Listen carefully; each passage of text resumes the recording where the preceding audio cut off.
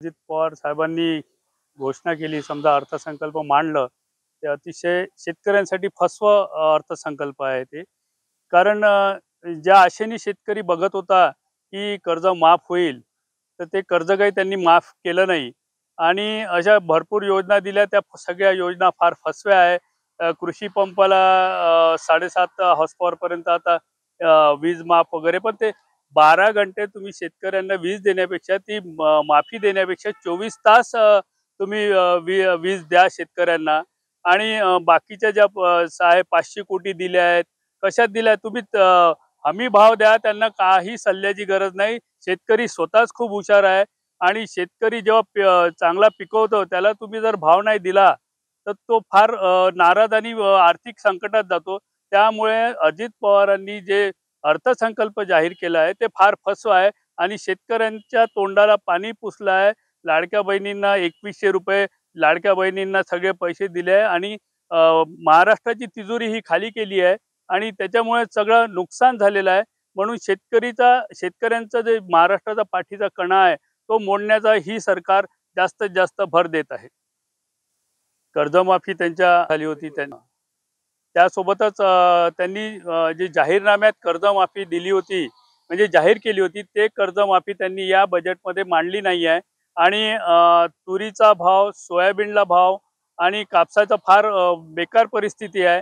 आणि त्यांनी सांगितलं होतं, की 20% आम्ही जी भर आहे, ती आम्ही जी तफावत आहे, ती आम्ही भरून काढू. पण त्या बजेटमध्ये यांनी काहीच बोलले नाही आहे. त्याच्यामुळे शेतकरी फार अडचणीत आलेला आहे आणि पुढे शेतकऱ्यांचा काळ फार वाईट येईल आणि शेतकरी हा निस्ता नाबूद होईल असं मला वाटते. एक शेतकऱ्यांच्या तोंडाला पानं पुसणारं हे आर्थिक बजेट झालेलं आहे. त्यांनी ज्या काही गोष्टी याच्यात घोषणा केलेल्या आहे किंवा कृत्रिम म्हणजे एआय टेक्नॉलॉजीचा वापर हा शेतीत करणार आहे 50,000 एकर पर्यंत. 1,50,000 शेतकऱ्यांना त्याचा फायदा होणार आहे. 1,00,000 एकरवर त्याचा फायदा होईल. पण ही काही योजना काही खरी नाही आहे. हे निव्वळ खोटं बोलणं आहे.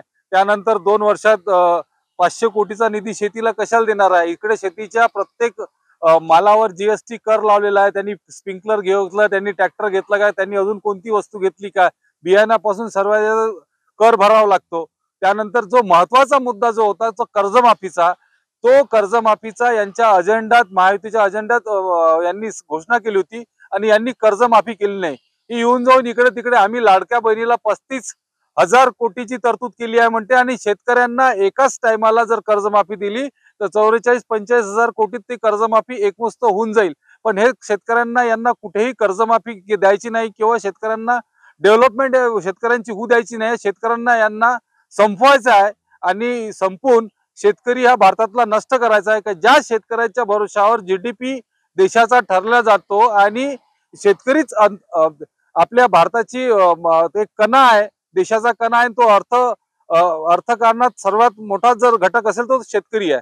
आता जर यांनी ज्याही योजना दिल्या आहे, समजा कृषी पंपांना 7.5 पॉवर पर्यंतच्या कृषी पंपांना मोफत वीज जोडणी योजना, एकीकडे हे म्हणतात की आम्ही मोफत वीज जोडणी योजना देऊ आणि एकीकडे हे सोलरची सक्ती करू राहिले. ज्या शेतकऱ्यांनी विद्युतचे डिमांड भरलेले आहे, त्या गेल्या 2 वर्षात त्यांना अजूनपर्यंत वीज कनेक्शन देण्यात आलेलं नाही आहे. ह्या अशा फोकणाऱ्या खोट्या आश्वासनांनी दिल्या आहे.